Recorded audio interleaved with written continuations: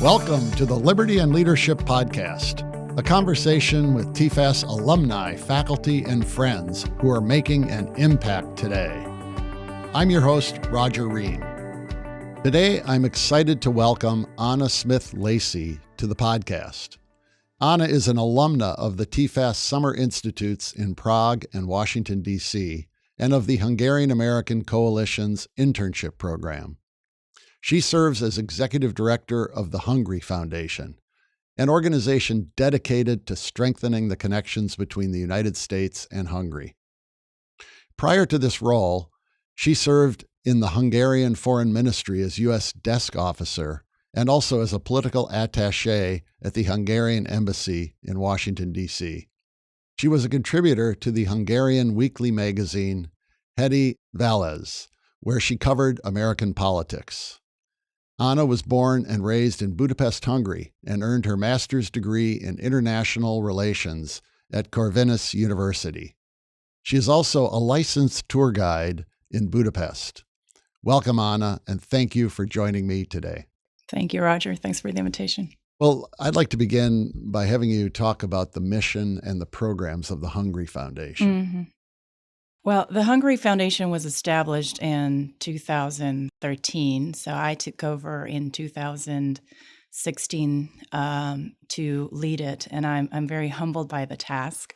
We're a endowment-based, primarily grant-making organization, and what we do is basically bolster the exchange of knowledge and professional skills and students and researchers between Hungary and the United States. And what I like to say is that we're helping to train bridge builders between the two countries, and really the goal is to increase traffic on that bridge. So we sponsor fellowship programs for BA, MA students, and also for mid-career professionals and postgraduate Hungarians.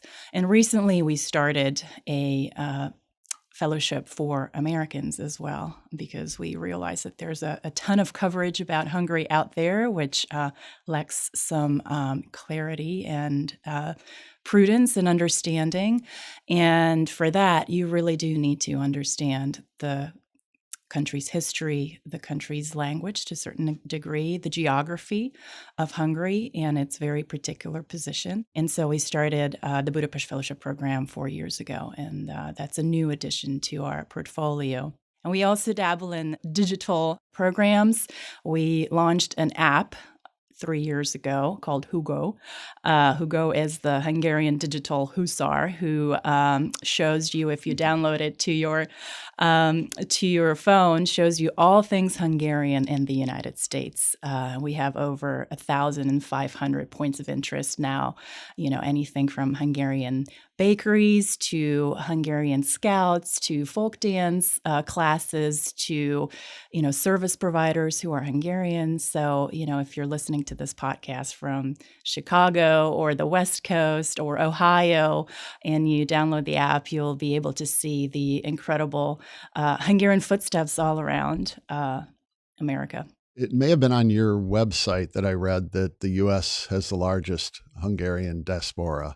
Absolutely. So absolutely. That would be a good reason for this app, I guess. Yes. Hungarians have been sort of present at the beginning of the United States. There's for Hungarians, famous Hungarian hussar, Michael Kovács, the Fabrici, who has a statue in Washington, D.C., up in Northwest, who was commissioned by George Washington to found and lead the cavalry units with Pulaski in the Revolutionary War.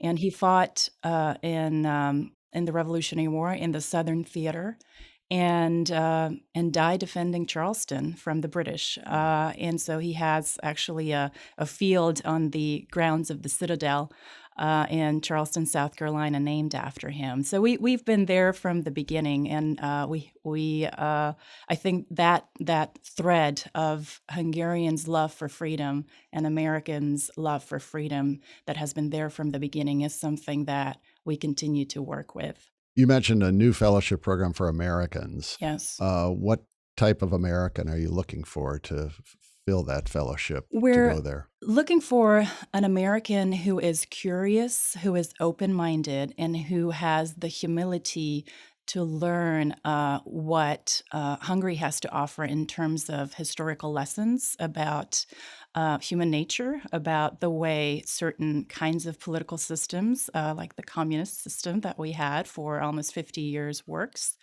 and has a hunger to communicate those lessons to a wider audience.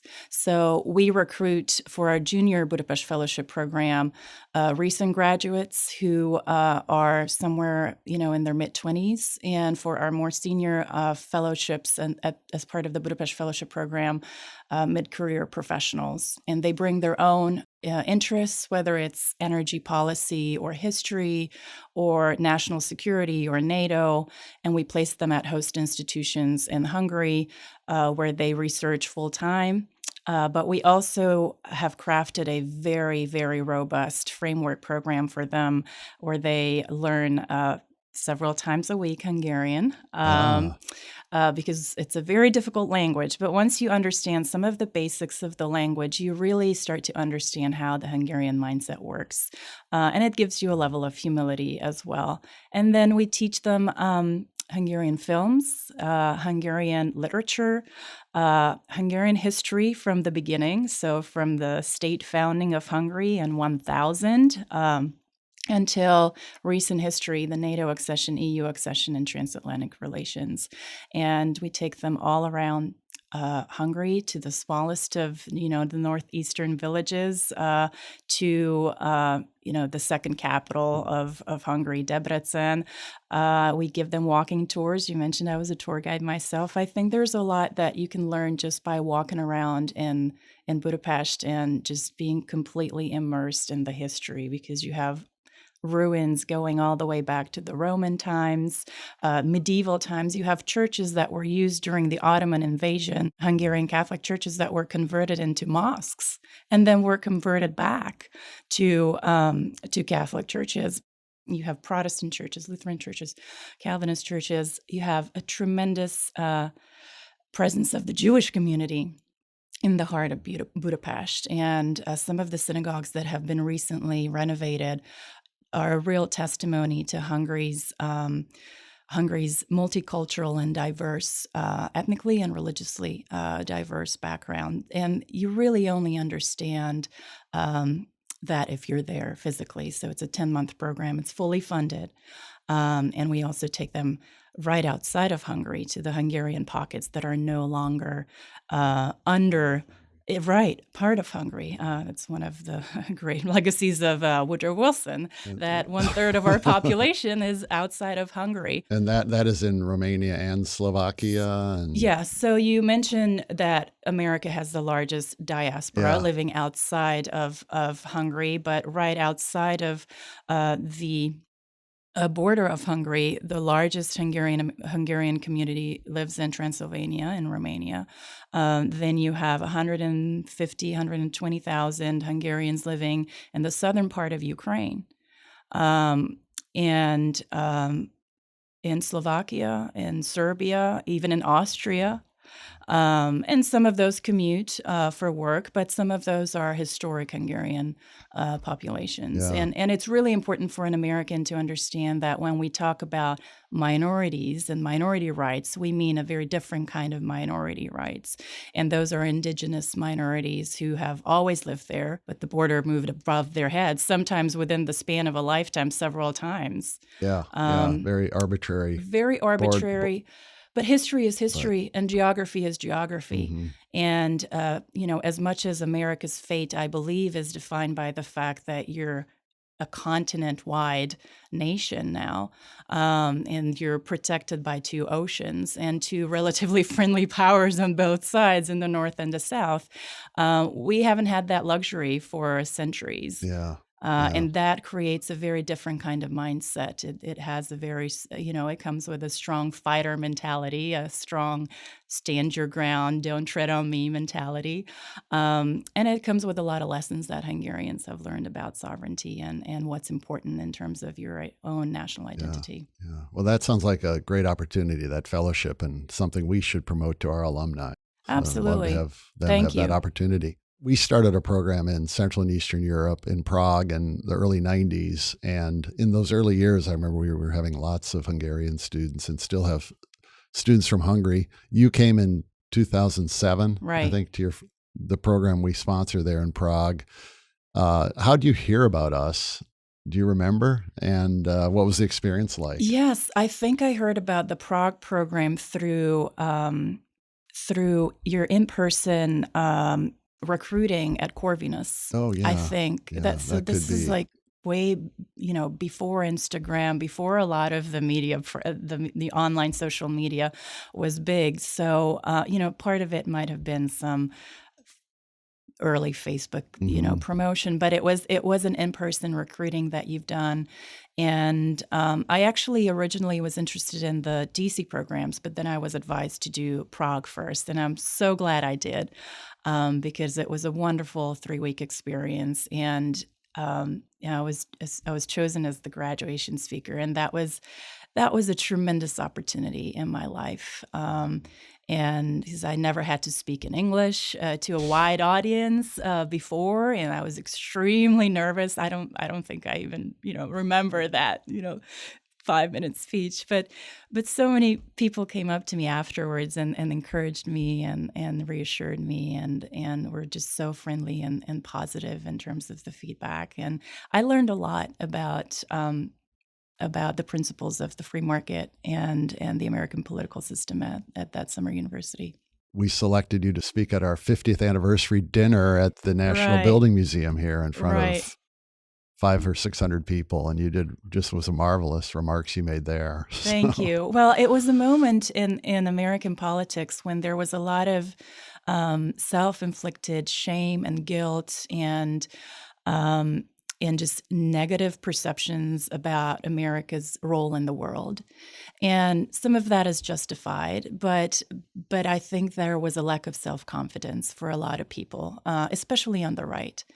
And I think it was important for Americans to hear it from a foreigner that you do have a role to play, a positive role to play in the world. And that was the vision of the American founders. And of course, it always came with caveats that, you're trying to have, friendships towards all nations. But first and foremost, you need to guard your own security and no entangling in alliances and such. But America's mission was never just America. And the founders thought about this country as an exemplary experiment. And I think America has a lot to teach the world based on its own experiment. Now, that doesn't mean you need to be disrespectful towards other nations and not respect their own version of history and their own national identities and their own struggles. But I think there's room for a healthy exchange. And I think there's room for America to play a leading role in foreign policy and global affairs, because if America does not, then others will.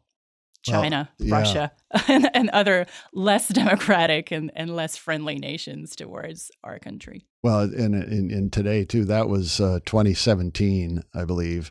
And today it's just such a turbulent time in our politics, intellectually, as well as in the day-to-day politics. It's a fight going on over aid to Ukraine now, for instance, in Congress, that's cutting across party lines, and it's going to be interesting to see how that turns out. And I want to get too deeply into it, but maybe I'll just ask, to what extent is the war in Ukraine impacting Hungary? It's important for, I think, Americans to understand that when Americans fight wars far from from its shores, it comes. Whatever happens in that particular theater will always affect Americans less than the nations who are around that particular country. So at the beginning of the war in Ukraine, it it really, really was visible through some of the refugees that were flowing out of Ukraine. All, families, women with children, no males, because they were recruited and drafted to fight. It was very palpable in Hungary that there is a brotherly movement to help our neighbors. Because these were legitimate refugees from a legitimate war. And I saw the entire Hungarian society completely independently of party lines and who thought what about the war itself, helping. And that included, of course, government help, a tremendous amount of government help, but also Hungarian citizens welcoming to their homes for God knows how long Ukrainian refugees. Some spoke Hungarian, some did not. That included my family. Mm-hmm. And I know a lot of other families who have chosen to house Ukrainian refugees in their own homes and didn't know if that particular family will stay for a month and then go off to Germany or Sweden or, neighboring Austria, or stay for, several months. And because at the beginning of the war, we didn't know if this is going to be a blitzkrieg or this is going to be, an extended hybrid war, which I believe it right now it is, and will probably be for God knows how long. And so that spirit of, we were at John Winthrop's Christian charity at the Liberty Fund seminar that I had a pleasure of participating as one of your alumni programs. That spirit of true Christian charity was very, very visible at the beginning of the war, and it lasted for a long time. Now, at the same time, I wanted to mention to you that one of the most formational intellectual experiences I had at the DC program that I participated in, which was then called ICPAS, is the role of foreign aid. And I never read any, first of all, in Hungary, the economics education is very, very Keynesian, very state-centered. So Hayek was news to me. A lot of the libertarians were absolutely new to me. And this particular reading on foreign aid, and at the time I was already preparing to a role in diplomacy, was a libertarian reading on foreign aid. And it really made me think twice about why nations should give, how nations should give, for how long, and with what limitations. And so I think when you mentioned the debate that's going on in the United States about foreign aid to Ukraine, I think that's a very, very legitimate debate to have. How, for how long, under what circumstances, what are the stipulations for the government itself in terms of transparency, in terms of spending? Is it more of a land-lease type of agreement that the United States has a history of doing?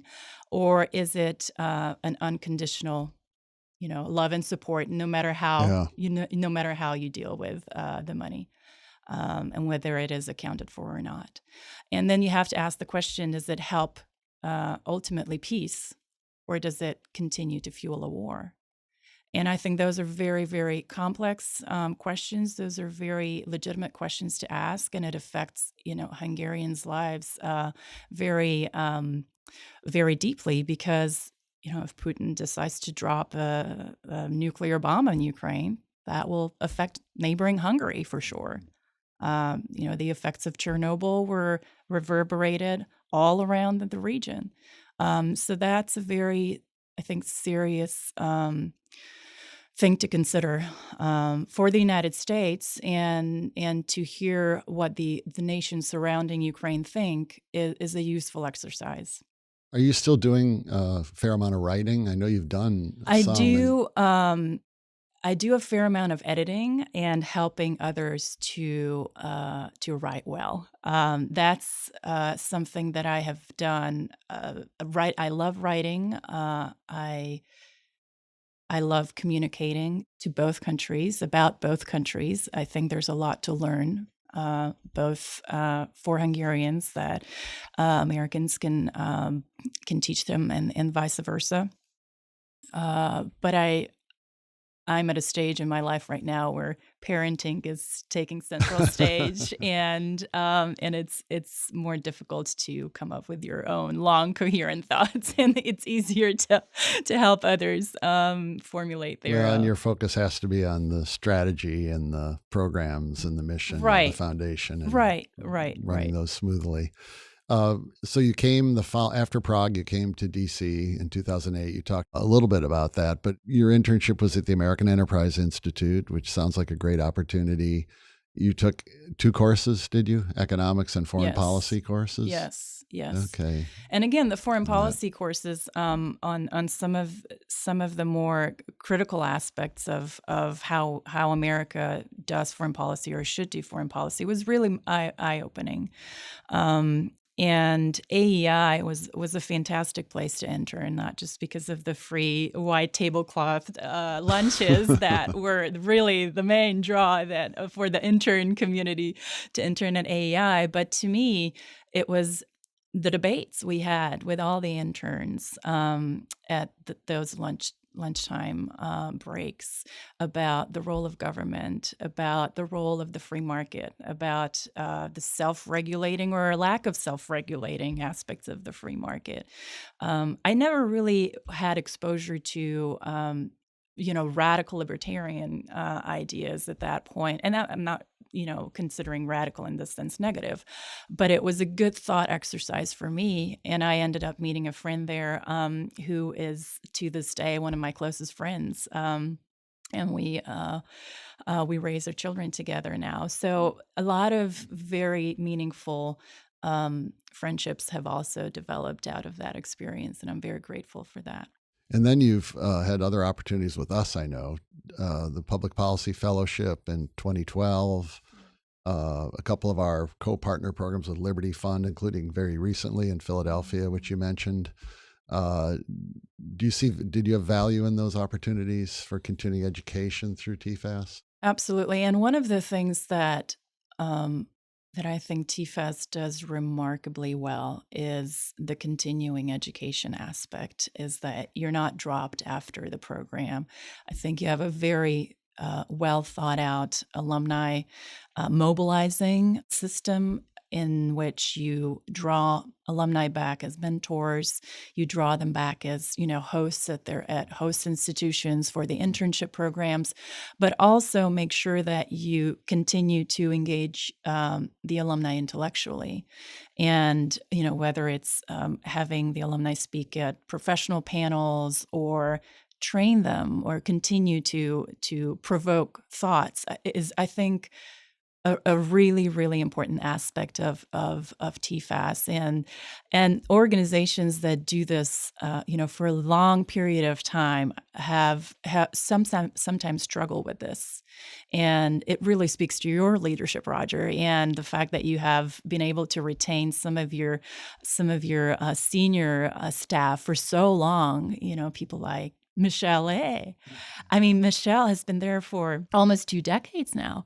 And that knowledge and that experience is really unique, and very, very few organizations are able to do that. At the Public Policy Fellowship, I really appreciated some of the financial coaching that we have received, which was, I think, very unique and very timely at that stage of our lives. How to invest, how to save, why to invest, why to save.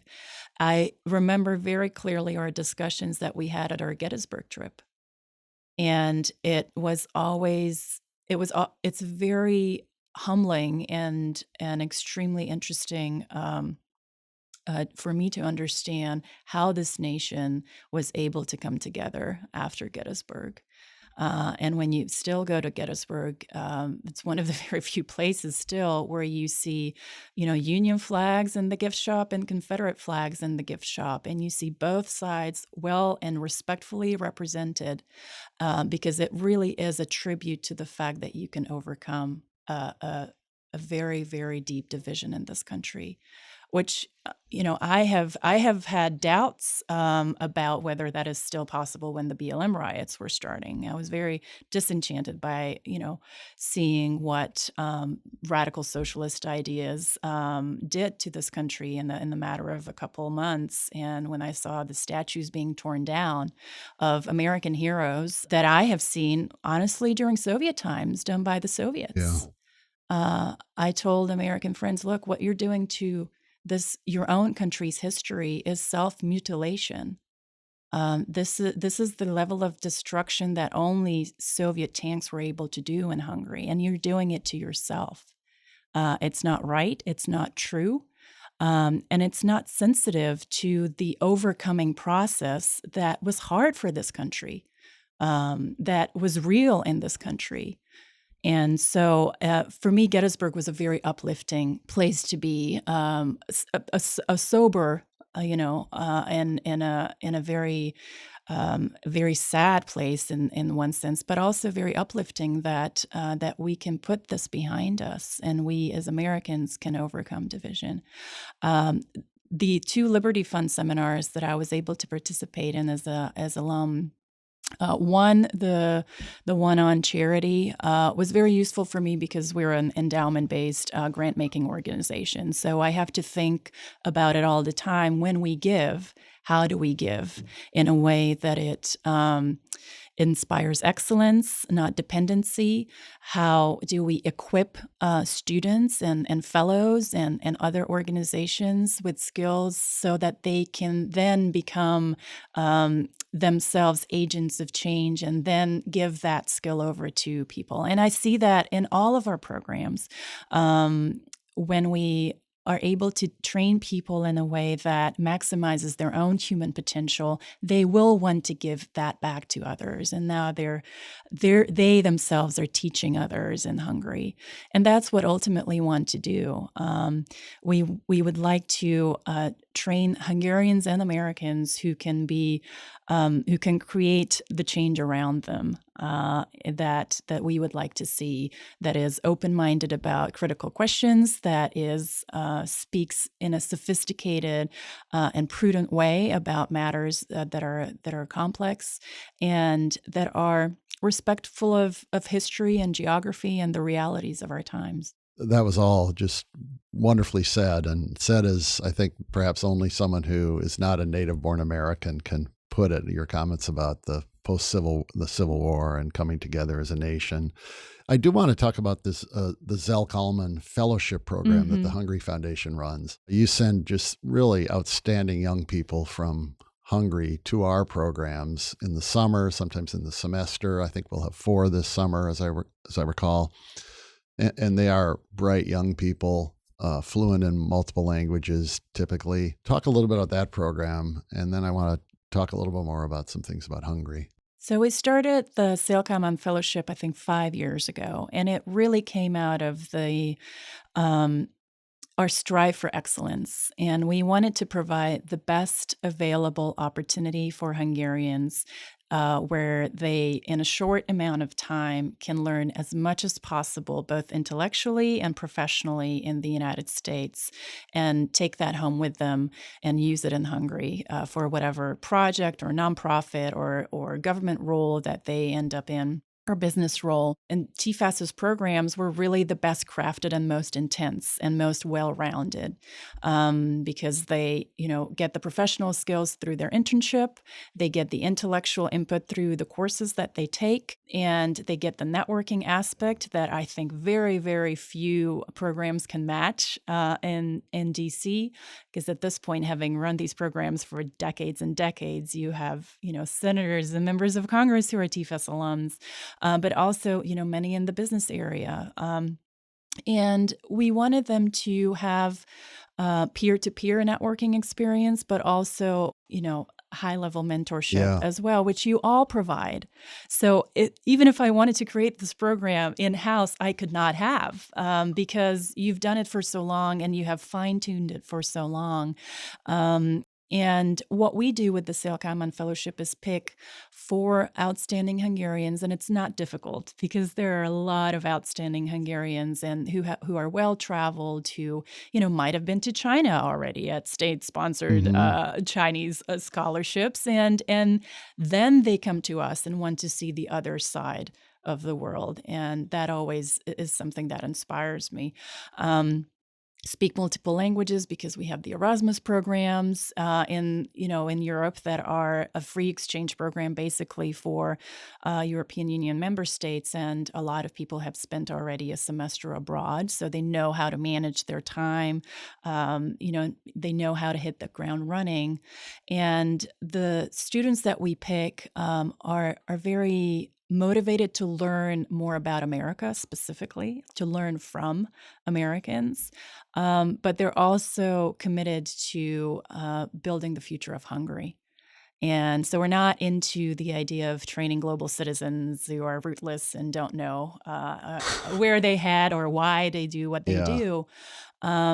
We're in the business of training the best of the best Hungarians and making sure that they understand what America has to offer to this world, including Hungary, because I truly believe that what Thomas Paine wrote in Common Sense, that the cause of America to a great measure is the cause of all mankind. And that's why we founded after my Tfast experiences, the Common Sense Society in Budapest, which now has chapters in the United States, the Netherlands, and the UK. I really do believe that when Hungarians come here, if they understand some of the founding principles and some of the debates, the very legitimate debates that this country had about federalism and a more centralized government or a more localized government, they will understand something about the general nature of government that is very useful for their own life. And what we provide to the SALC Alman Fellows outside of their Tfast programs is bridging some of the gap of understanding between what the American system is and how that translates into the Hungarian system. So we sit down and read through a series of reading seminars just with the Hungarians, Alexis de Tocqueville's Democracy in America.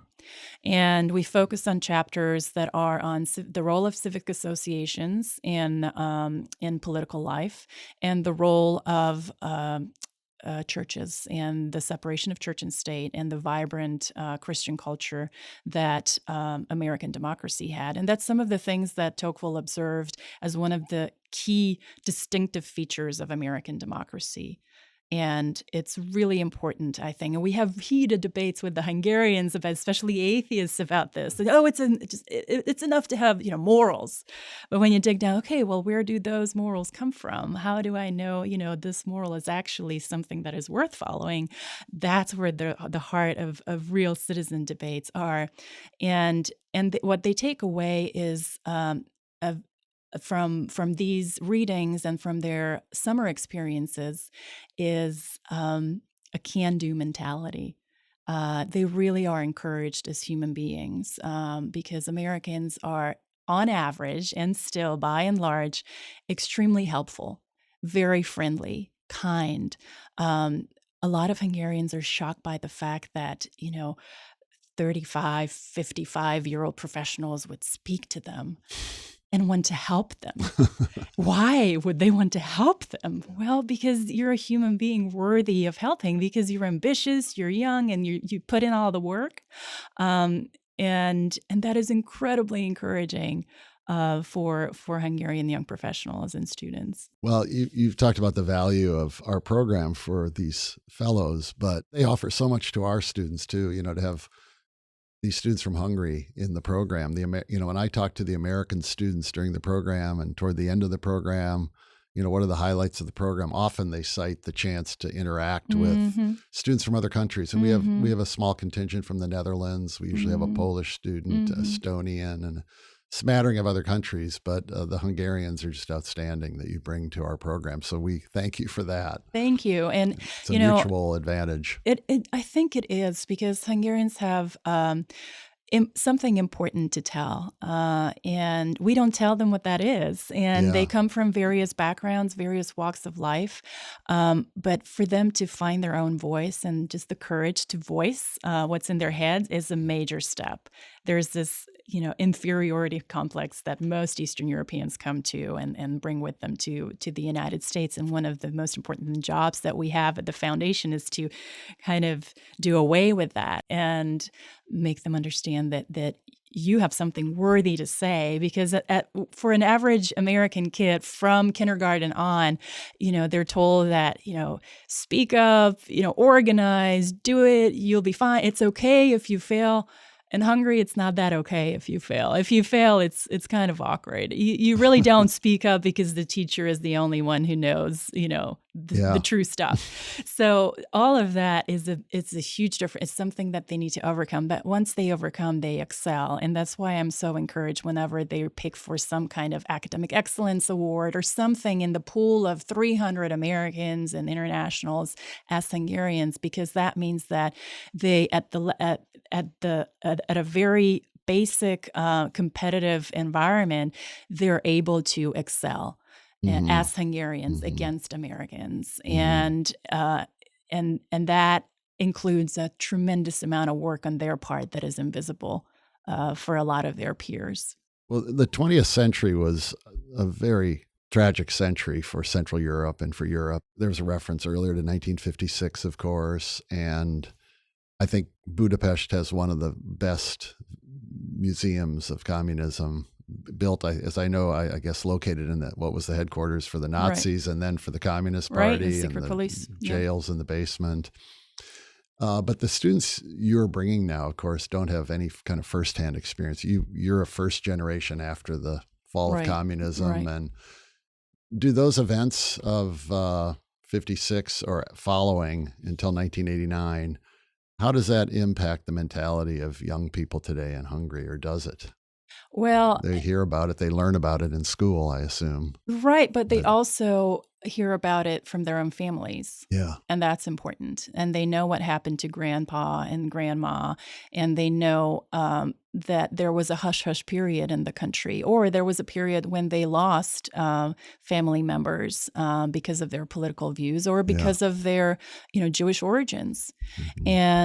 And those are very real stories. And I always encourage Americans to talk to their own, grandparents and great-grandparents if they have some, because those experiences would be useful for Americans to have. But also in Hungary, I think the past is so visible still. As much, renovation and restoration as we've done in the castle area and all around Budapest, which is marvelous, you still have some. If you walk in downtown Budapest, you still have some old, dilapidating buildings that have bullet holes in the wall. Yeah, and those are 56 memories. So it's very real. It's very, very real, and it's hard to deny.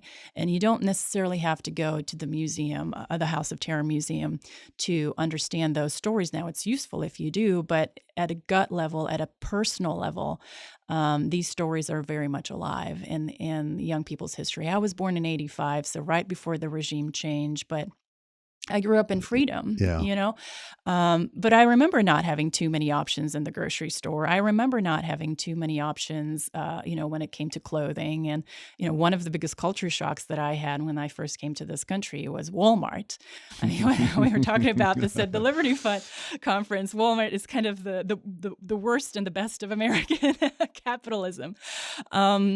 Because you have the range of options, but you also have tremendous excess that people end up buying into. And so, life was much simpler in the 90s for me. And the fact that we didn't grow up with social media, we didn't grow up with the internet, and had a real childhood where we climbed trees and threw rocks and had real human relationships that you had to mend and repair and build up, was kind of a protected period for a generation. This current generation doesn't have that. So because they were born into freedom, they were born into welfare, relative welfare, and they were born into a very highly saturated social media environment. And what helps, I think, counter all of this is real human bonding.